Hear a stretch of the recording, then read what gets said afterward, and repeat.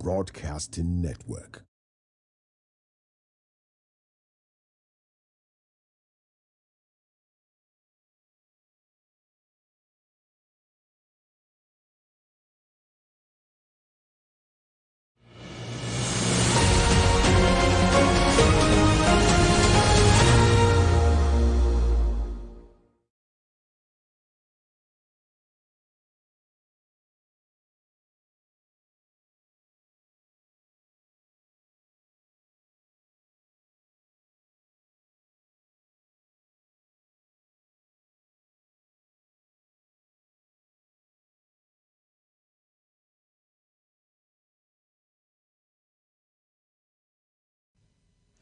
This is Adbn News. The headlines. Akwa Ibom, Rivers, Jigawa, Benue governors sue for prompt delivery of democratic dividends as they swear in local government chairman, councillors. Violence erupts in Rivers State as thugs set local government council secretariat ablaze following swearing in.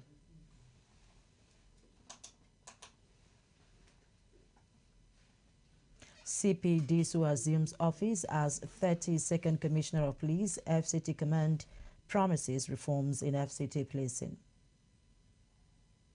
And on the foreign scene, U.S. President Biden acknowledges civilian suffering on anniversary of Hamas attacks. And now talking sport, Enyimba FC faces tough challenge in the CAF Confederation Cup group stage.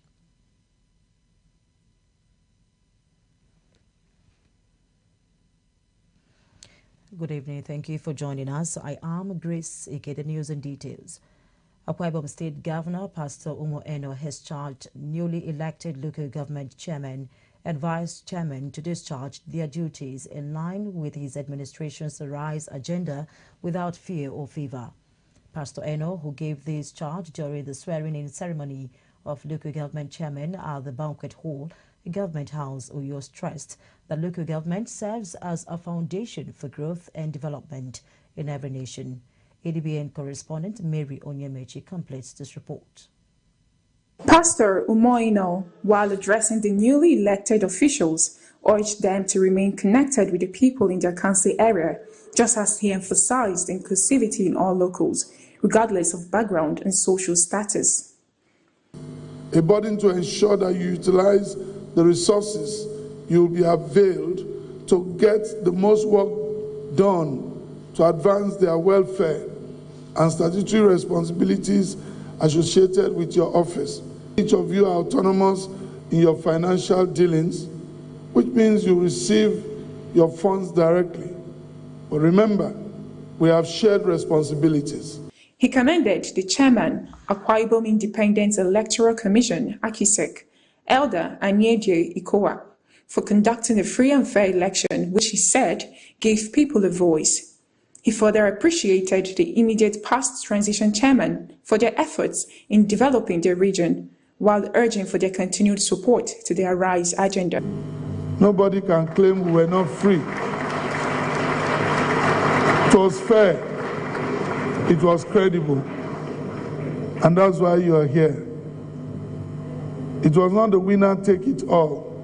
You won't be here. So we expect that you will work with us. You will imbibe our spirit. You will cooperate with the government of the state. The newly elected officials who interacted with Adbn TV pledged to fulfill their campaign promises and prioritize the welfare of the constituents. And let me at this point in time thank the governor of Akwa Ibom State for conducting a credible and free and fair election, and also allowing the will of the people and the vote of the people to be counted in the local government area. We'll still stick to that 7-point agenda, and we'll work in tandem with the RISE agenda of His Excellency Pastor Umoino, the governor of Akwa Ibom State. Many respondents believe this recent development of local autonomy is the most welcome development and marks the beginning of a new era of transformation in not just the 31 local government areas of Akwa Ibom, but Nigeria at large. High point of the event was administration of oath of allegiance to the newly elected local government officials. Mary Onyemechi, Adbn News. With local government council election now over, Rivers State Governor Sir Siminalayi Fubara has promised that the people shall witness delivery of democratic dividends that satisfy their aspirations. The governor acknowledged with great delight the support of Rivers people in the fight to salvage the local government system in the state. Ensure that you represent the people that have elected you well. Represent them well. Work for the betterment of your local government. Ensure that you be I use the word servant.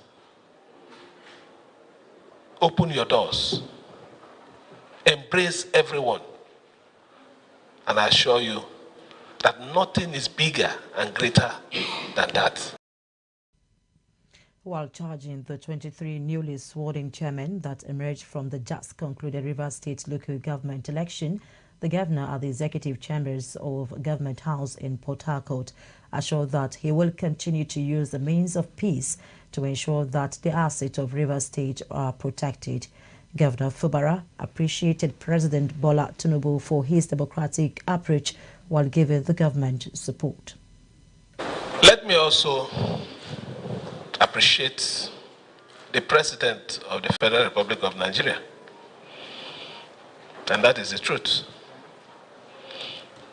The President, without his support, I also believe strongly, and every one of you will also agree with me, that we won't be here. Chairman PDP Governors Farim and Governor of Bauchi State, Senator Bala Mohammed, who attended the swearing-in, has this to say.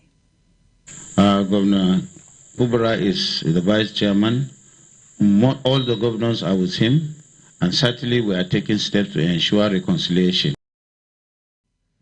In a latest development, political unrest in Rivers State has escalated as thugs attacked and set fire to local government council secretariats.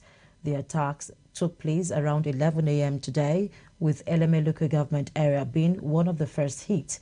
The thugs set parts of the Eleme secretariat on fire, vowing to prevent the newly sworn-in chairman from accessing the office. In Ikwere, local government area located in Istiopo, another group of thugs set the chairman's office ablaze, protesting the legitimacy of the recently concluded local government area elections held on Saturday. The most violent attack occurred in Emohua local government area, where a group of youth attacked the council secretariat shortly after the newly sworn-in chairman, Mr. David Omeriji, had inaugurated his deputy, Ms. Peshet Ebere, along with 14 councillors. The attackers detonated explosives believed to be dynamite, causing severe damage to the building and destroying property. This incident followed the withdrawal of police from the local government area premises after the Inspector General of Police, Kayode Egbetukun, ordered security personnel to vacate the council gates. And President Bola Tinubu has called for restraint from Governor Siminalayi Fubara, political leaders and their supporters in Rivers State. He expressed grave concern over report of arson and explosions in the state and urged all political actors to de-escalate the situation while discouraging violence and destructive behavior among their supporters. To restore peace, President Tinubu directed the police to take immediate action, emphasizing the importance of maintaining law and order. He highlighted the necessity of protecting public institutions and facilities funded by taxpayers from vandalism.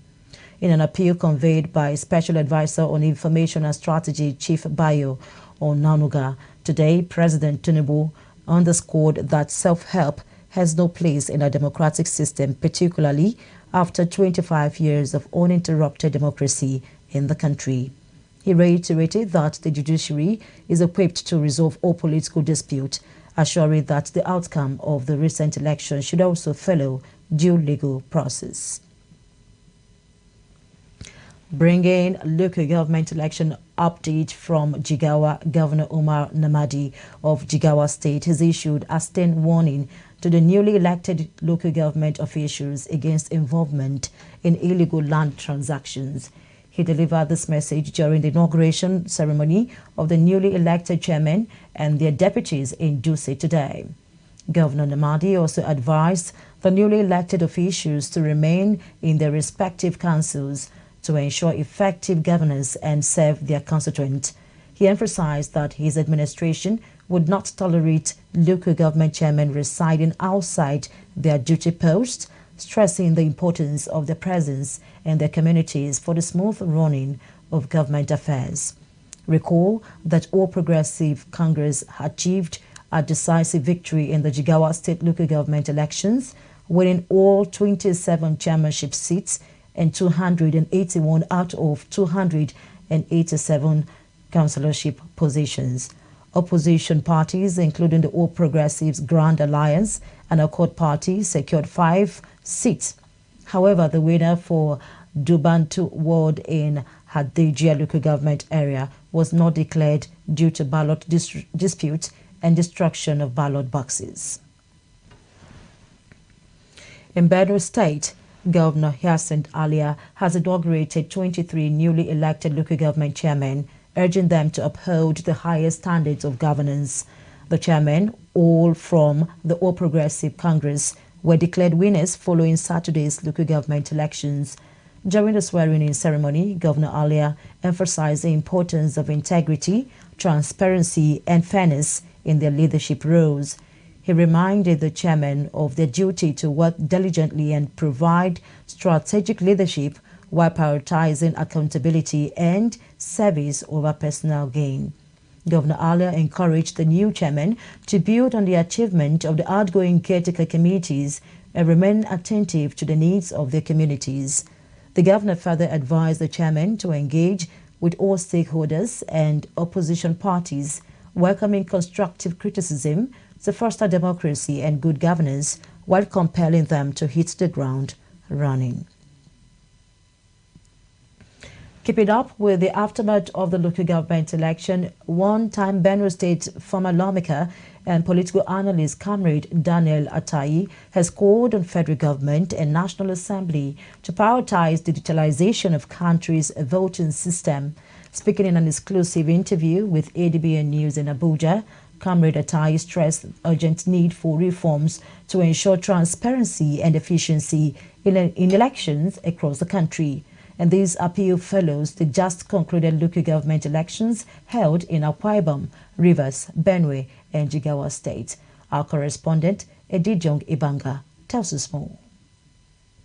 Comrade Atai emphasized the importance of establishing strong democratic frameworks free from external interferences that will help states uphold credibility of electoral processes. The idealism of godfatherism is beginning to disappear from the Nigerian polity. And I think it is better that we do away with that. We do know that if we have a system that is fundamentally built on democratic etiquette and then due processes, we wouldn't be looking for godfather before we win election, or godfather wouldn't be looking for a godson before he crowns who succeed him. He regrettably expressed disappointment in recent local government polls, stating that results failed to align with expectations of citizens, underscoring need for urgent electoral reforms. People have to decide who leads them by their vote. The call for digitalization of country's voting system, Comrade Atai stressed, echoes growing concerns over integrity of country's electoral framework. Edijong Ibanga, Adbn News. In another news, Commissioner of Police Olatunji Disu has formally assumed duty as the 32nd FCT Police Command Commissioner, promising to implement reforms to policing in the nation's capital. CP Disu takes over from Ben Igwe, who has been promoted to the rank of Assistant Inspector General of Police in charge of Zone 7. He said his tenure will be defined by a zero-tolerance approach for all forms of crime and criminality. ADBN correspondent Funmi Lola Adeyemi has details of this report. It was a ceremonial welcoming as the Federal Capital Territory Police Command new CP assumes office.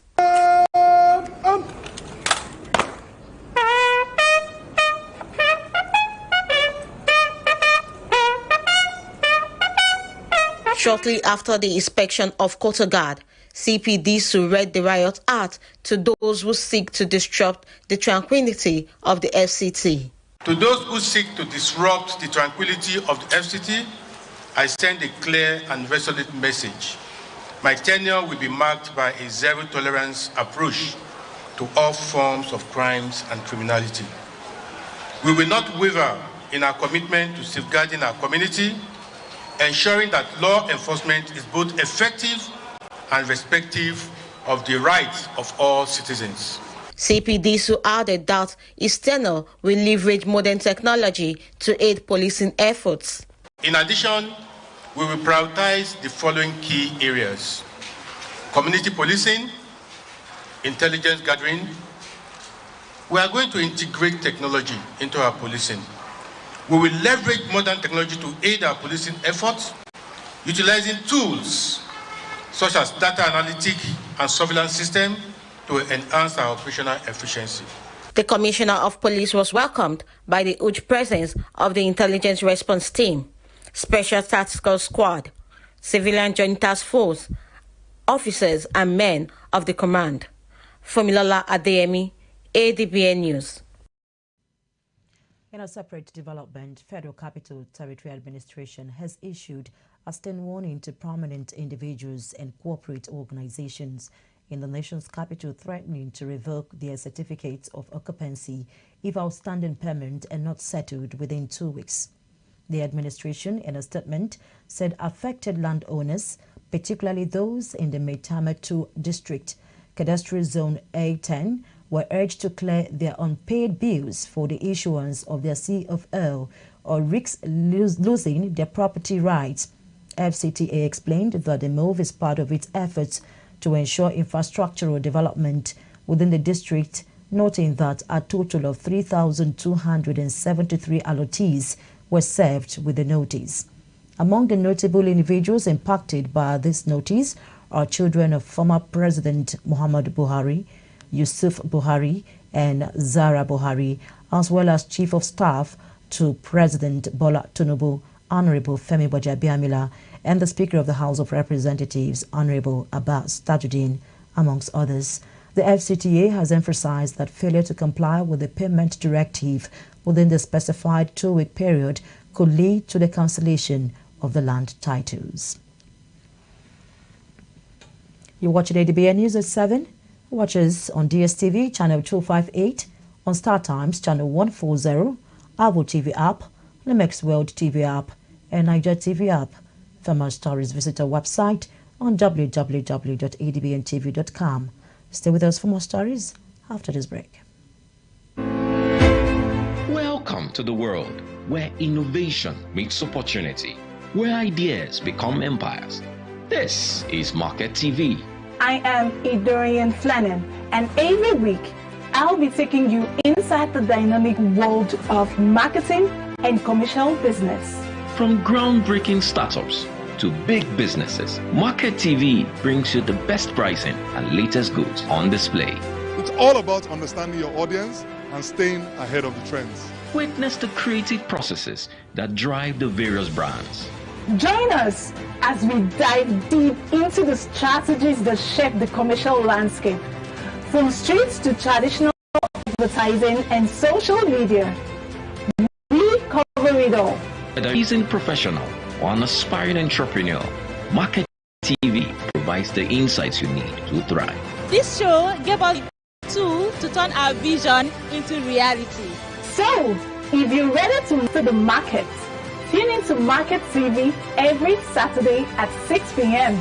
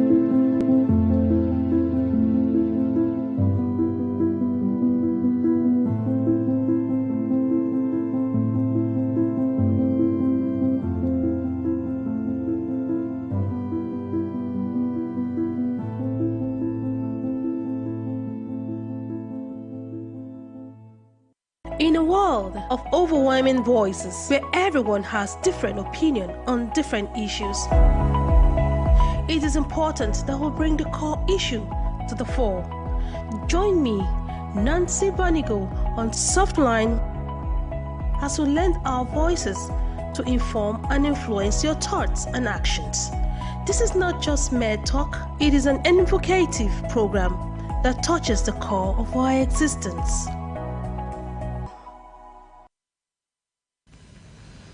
Chief Justice of Nigeria, Justice Kudirat Kekereekun, has reaffirmed the judiciary's commitment to supporting agencies responsible for combating corruption, including the Economic and Financial Crimes Commission, the Independent Corrupt Practices and Other Related Offences Commission, and the Nigerian Financial Intelligence Unit. She made this affirmation at a two-day capacity building workshop organized by EFCC and National Judicial Institute for Justices and Judges across Nigeria, aimed at enhancing collaboration between the judiciary and anti-graft agencies to improve justice delivery in the country. Justice Kekereekun emphasized the judiciary's crucial role in the fight against corruption, highlighting the need for strong synergy among all stakeholders. She urged anti-graft agencies to conduct efficient investigations to prevent delays in the judicial process. Throwing his weight behind this development, the President of the Senate, Senator Godswill Akpabio, represented by the Deputy President of the Senate, Senator Barau Jibrin, stressed the necessity for a centralized data system to be shared among anti-graft agencies. He also called for ongoing training programs for investigative officers to enhance their capabilities. Earlier, EFCC Chairman Mr. Olanipeku Olukoyede revealed that the Commission is currently unable to conduct investigations in 10 states due to court orders that restrain its activities. He pointed out that these restrictions have hindered the EFCC's work, citing challenges such as frequent adjournment of high-profile cases, contempt orders, and an over-reliance on technical grounds in legal proceedings. In a crucial step towards improving industrialization and food security across Africa, the Pan-African Association of Small and Medium Industries convened experts for the U.S.-Nigeria Roundtable on Food Security and Safety. The focus was on accountability and collaborative practices within the continent's agricultural and manufacturing sectors, emphasizing the need to adopt modern methods to advance this important agenda. Diplomatic correspondent Anna Marcus tells us more. Director General of Pan-African Association of Small and Medium Industries, Dr. Henry Emejo, stressed the essential role of accountability in driving Africa's industrial growth. He noted that this initiative seeks to encourage best practices in agriculture and manufacturing to support industrialization efforts and achieve food sufficiency in Nigeria and beyond. And then the essence of this program is a co-collaboration on how we can begin to look at good agricultural practice in one hand and good manufacturing practice in other hand, so that we can be able to drive industrialization agenda and then food self-reliance across Nigeria and in the continent. Executive Director and CEO of UNESCO International Center for Biotechnology, Professor Umuzirike Opara, outlined the necessary actions Nigeria must undertake to reach these objectives. He emphasized the importance of developing a skilled workforce to boost productivity and called on the private sector to contribute significantly to revitalizing the economy. The private sector can really come in and crack this thing, and they force the government. Do you know that because of Dangote refinery, for the first time Nigeria is now selling oil in Naira? Who would have thought about it? So it shows you that it's a multi-stakeholder thing. Everybody must be engaged. If we just wait for the government to do it, some of them, they don't know what to do. They are our brothers and sisters. We assume they know. They don't know. They just won an election. The same thing with the private sector as well. So it's a two-way thing that everybody must come in and play a role. Additionally, Professor of Agricultural Economics at the University of Maryland, Professor Stefan Tubene, called for the urgent need to integrate modern techniques to ensure food security, highlighting the significance of leveraging technology in partnership with universities and organizations. So most of the time what we see in our African countries, we lack the better technology to be able to produce, and also the income level of the population is so low that they cannot afford food. But then even the choice of the food, our population must be taught how to make good selections so that they get nutrition value of the food that they eat. The event included discussions on globally recognized practices to be applied in the agricultural sector. This initiative represents a united commitment to promoting sustainable growth and resilience in Africa's agricultural and industrial landscapes. Ama Marcus, reporting for Adbn News. A legal suit filed by former Petroleum Minister Dr. Desiani Alison Madueke challenging the final forfeiture of her seized assets by the Economic and Financial Crimes Commission faced a setback on Monday at the Federal High Court in Abuja. The case, overseen by Justice Inyang Ekwo, was scheduled for further motion but could not proceed as the court did not sit due to Justice Ekwo's attending a seminar at the National Judicial Institute. The matter was now being rescheduled for 21st October. Dr. Alison Madueke, represented by Senior Advocate of Nigeria, Chief Mike Ozekome, is contesting an order obtained by the EFCC for the public sale of her property. The former minister claims that the orders leading to the forfeiture were made without jurisdiction and violated her right to fair hearing as guaranteed by the Nigerian Constitution. She argues that she was not served with any charges, summons or evidence related to the criminal proceedings against her, and that the court was misled into issuing final forfeiture orders through the suppression of material facts. Health experts have warned that cervical cancer remains the leading cause of death worldwide, with sub-Saharan Africa home to the highest fertility rates, bearing the brunt, accounting for over 660,000 annual deaths worldwide. Lead consultant at the Close the Care Gaps Cervical Cancer Capacity Building Workshop, Dr. Ibrahim Ango, organized by the National Institute for Cancer Research and Treatment in Sokoto, lamented the preventable nature of these pervasive killer. Adbn Northwest correspondent Lawa Aliu was there and filed in this report. According to Dr. Ibrahim Ango, the 3-day workshop aimed to equip healthcare professionals with the knowledge on early detection, prevention of cervical cancer. This disease that costs a lot to treat, that requires big technology to treat, also happens in the area where you do not have the facilities and you do not have the money. The people who have the money and the facilities don't have the Dr. Angu stressed the importance of early detection and treatment, highlighting the workshop's objective to bridge the gap in cervical cancer care, advising women for regular checkup.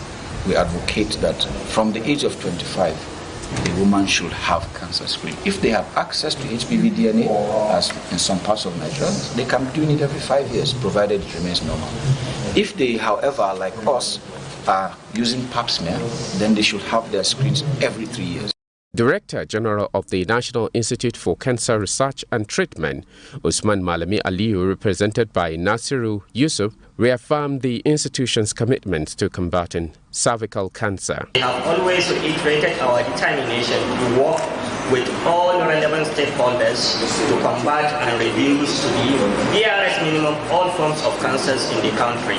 We have always insisted that training and retraining of all categories of health workers across the country is key for us to achieve our target of cancer prevention, control, and efficient care and treatment. He urged participants to actively engage with the training to effectively cascade the knowledge to their respective facilities. Participants pressed the workshop, citing newfound skills in early detections and prevention. The cancer is number 4 cancer that is affecting our women, and we learn a lot, and we continue to learn. When going back to my facility, I intend to have a step-down training for all the staff and create awareness through health education and advocacy to all the women, especially in the community. I went back to my hospital. I will do step-down training, then we'll do sensitization, and educate our pregnant mothers who are enrolling ANC and incoming patients to know about it, that it can be curable. This initiative, according to the workshop objectives, is aimed to reduce the devastating impact of cervical cancer in the country. From Sokoto, Lawal Aliyu, Adbn News. Employees of National Agency for Food and Drug Administration and Control under the Senior Staff Association of Statutory Corporations and Government-Owned Companies have embarked on an indefinite strike. This action comes after unresolved dispute over promotion and welfare issues. The association, while sharing their grievances with newsmen, says the strike follows several unsuccessful meetings between NAFDAC management and the Workers' Union promoting the drastic move. Secretary of the Trade Union Congress, Dr. Ajo Michael, confirmed that NAFDAC management failed to address the critical issues outlined in the union's communique. Key grievances in the communique issued 4th October 2024 includes review of the 2024 promotion examination result, appointment of directors for public affairs and special duties, reforms of promotion examination content, resolution of tied promotion examination scores, payment of salary arrears from 2022, payment of burial expenses, life insurance, and repatriation allowances, among others. The workers, through the union, declared that the industrial action would continue until all demands were met. They have also advised staff to remove personal belongings from offices, as no one would be allowed entry during the strike period. Senior Staff Association of Statutory Corporations and Government-Owned Companies coordinators at state and zonal levels were tasked with enforcing strict compliance with the strike, while the union emphasized that the strike would remain in place until NAFDAC management resolves the outstanding issues. Governor Abdullahi Sule of Nasarawa State has revealed that local government councils are now financially strengthened with enough funds to pay salaries ahead of federal allocations. Speaking at the APC stakeholders meeting at the Aliyu Alkwe Doma Banquet Hall in Lafia, he advised aspirants to understand that only one individual per local government can be chairman and urged them to exercise prudence. The governor also announced that the party has agreed to adopt consensus candidates for the forthcoming local government council elections. So I'm appealing to our aspirants who are going to go through this process of the election. As you have all known, and as was also confirmed by our national legal advisor, one of the constitutionally recognized methods of the primaries is the consensus. And locally, this has been adopted here in Nasarawa State from 2014. The current chairman that I know, since I was there, I came through consensus. In fact, from 2018, they came through consensus, and that's when they fought again. In separate remarks, former governors Senator Abdullahi Adamu and Senator Tanko Al-Makura emphasized the importance of the upcoming election, calling it the foundation for the 2027 elections and stressing the need for seriousness in the process. We must, whatever method we want to use for this election, we must all be together in it. We must avoid a situation in which we will start having accusations or allegations that it is Mr. A or Mr. Y that is causing this to our approach. This is the party's stakeholder. Once we say yes here, our yes must be our honor. And nobody goes away from here until September 20, either the consensus we agree to adopt. The responsibilities that go with this office as chairman that are given full powers are things that we as stakeholders have to chaperone and guide the process so that at the end of the day, whoever emerges as chairman of his or her local government will be the very person that can do the job. Someone that has the prerequisites, the capacity, the competences, the maturity. That way, we will be putting a foundation for a local government that will add value to the well-being of the people of the South State. APC National Legal Advisor, Professor Abdulkarim Kana, explained that the proposal for consensus candidates in the local government elections aligns with the party's tradition and constitution. There are different procedures through which persons may be nominated to be ticket bearers of the party, and one of those is by consensus. As we prepare for this election going forward, Your Excellency, and from the body language of the stakeholders here who have left everything they are doing to be here, it shows that everyone is prepared, everybody is ready and committed towards a successful completion of this process. Minister of State for Police Affairs, Iman Suleiman, noted that success isn't just about winning seats but supporting the electoral process, and she thanked the governor for his consideration of gender in the election. The Speaker of the House of Assembly, Honorable Danladi Jatwal, described the election as a litmus test and urged that party interests should prevail over personal ambition. APC State Chairman Aliu Bello explained that the stakeholders meeting focused on the upcoming local government elections and the party's strategy given the limited time available. Let's now give you updates on the fight against illegal bunkering. In the Niger Delta, troops of the 6th Division Nigerian Army have continued their determined efforts in anti-illegal bunkering operations, yielding substantial successes across the operational landscape. Now, in Rivers State, acting on a tip-off regarding oil theft at Siet Farm in Elele, Ikwere local government area, troops intercepted a truck loaded with approximately 40,000 litres of stolen crude.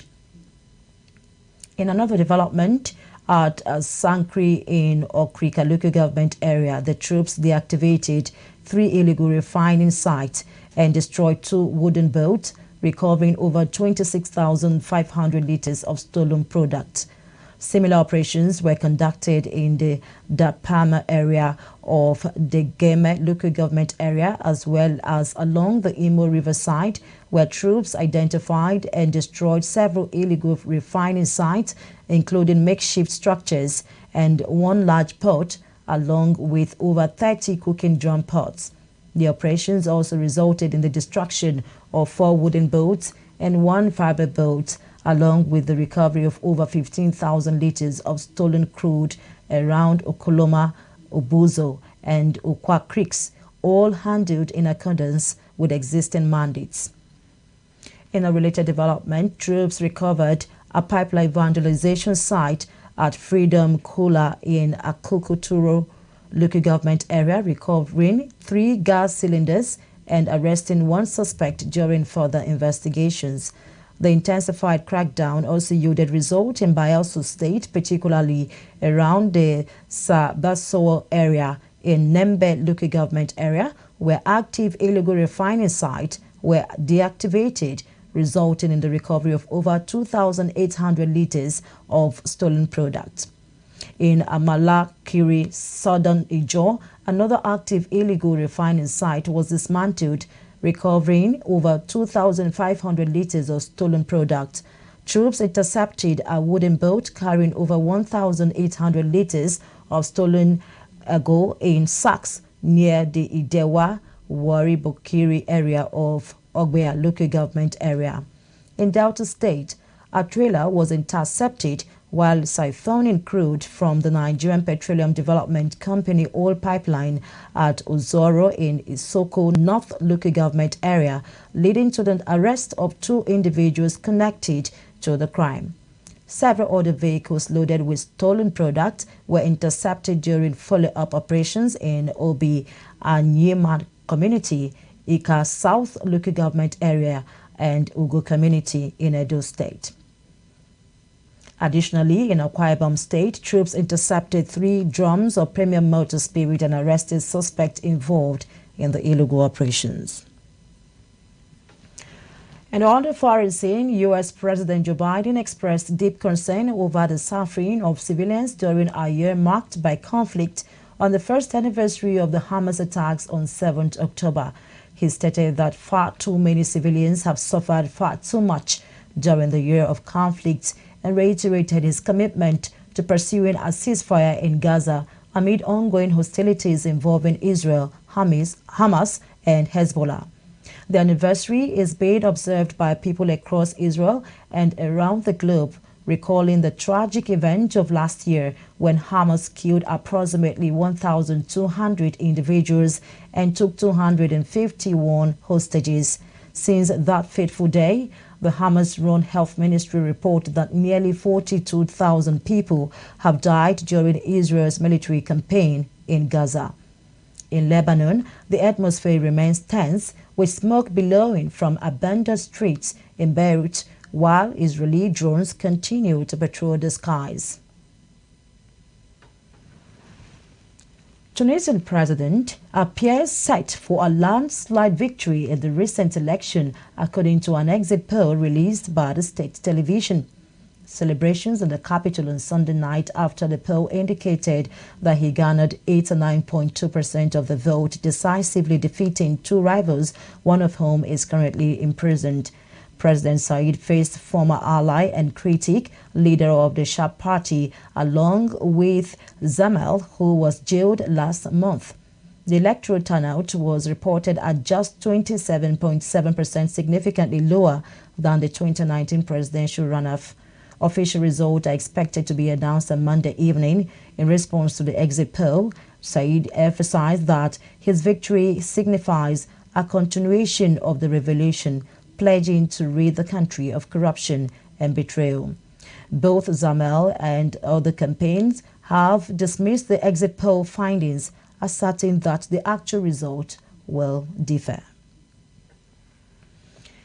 And 3 individuals linked to the theft of $580,000 from South African President Cyril Ramaphosa Fala Game Farm appeared in a court in South Africa today.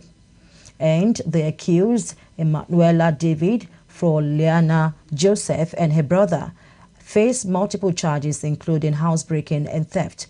The case was heard in a regional court in the province and has been postponed until 26 November. Bail has been extended for the Joseph siblings, who were arrested in November last year, while David will remain in custody. Meanwhile, this incident, often referred to as Farmgate, came to light after former South African spy Chief Arthur Fraser reported it to the police in June 2022, accusing President Ramaphosa of money laundering, corruption, and covering up the theft. The president, who was a successful businessman prior to his presidency, has consistently denied any wrongdoing. And now talking sports, Nigeria's Enyimba FC has known its opponent for the CAF Confederation Cup group stage during Monday's draw, setting the stage for an exciting and challenging campaign. Abuja sport editor Samuel Adeleke has details of this report and more. Enyimba will tackle a formidable Group D featuring defending champions Zamalek SC and Al Masry SC of Egypt, alongside Mozambican side A Black Bulls. Zamalek, the reigning champions of 2024, will pose a significant challenge for Enyimba, having defeated RS Berkane in the previous final. Confederation of African Football has also unveiled the schedule for the group stage, which includes 6 match days spread across November 2024 and January 2025. The group stage kicks off with match day 1 on 26th and 27th November, followed by match day 2 from 6th to 8th December. Enyimba secured their spot in the group stage after a trailing penalty shootout victory against Burkina Faso's Etoile Filante, winning 3-2. Meanwhile, newly appointed technical advisor of Lobby Stars, Daniel Amokachi, has officially resumed his role with the Makurdi-based team. During his first training session on Monday, Amokachi emphasized his dual role as a friend, confidant, and leader, expressing his desire to foster a strong brotherly bond within the team. He expressed gratitude to the club's board and the Benue State government for the opportunity, pledging to dedicate himself to steering the team towards success ahead of the upcoming match against Niger Tornadoes. Addressing the team's current record of 3 losses, 1 draw, and 1 win, he committed to improving their results, highlighting player welfare as a key focus for boosting performance. In other MPFL news, Coach Bright Ozebagbe has resigned from his position at Ikorodu City FC, citing irreconcilable differences with the club's management and a growing sense of unappreciation. His resignation follows a disappointing 1-0 defeat to Plateau United, which has left Ikorodu City at the bottom of the MPFL table. The club has confirmed his resignation and stated that a new coach will be appointed in the coming days. The team currently holds just 1 point from 5 matches, marking a challenging start to the season. In other football news, France's World Cup winner and Juventus midfielder Paul Pogba is reportedly in discussions with the Serie A club regarding the mutual termination of his contract. Although his current deal runs until June 2026, the 31-year-old is expected to reach an agreement to cut it short. Pogba's doping suspension was recently reduced to 18 months from an initial 4 years by the Court of Arbitration for Sport, adding uncertainty to his future. This decision means the former France international could return to competitive football in March 2025. And in a historic moment for basketball, LeBron James and his son Bronny made NBA history on Sunday when they played together for the first time during the Los Angeles Lakers preseason game against the Phoenix Suns. This milestone marks the first time the father and son have played in an NBA game simultaneously. The remarkable moment coincided with Bronny's 20th birthday. He entered the game as a substitute to begin the second quarter, joining his father on the court during the Lakers' 114-118 defeat to the Suns. Samuel Adeleke, Adbn Television News. That's it on Adbn TV News. Remember to watch us live on DSTV channel 258, on Star Times channel 140, Avo TV app, Limex World TV app, and Niger TV app. For more stories, visit the website on www.adbntv.com. You can also watch us live from every part of the world by logging on to www.adbntv.com/live.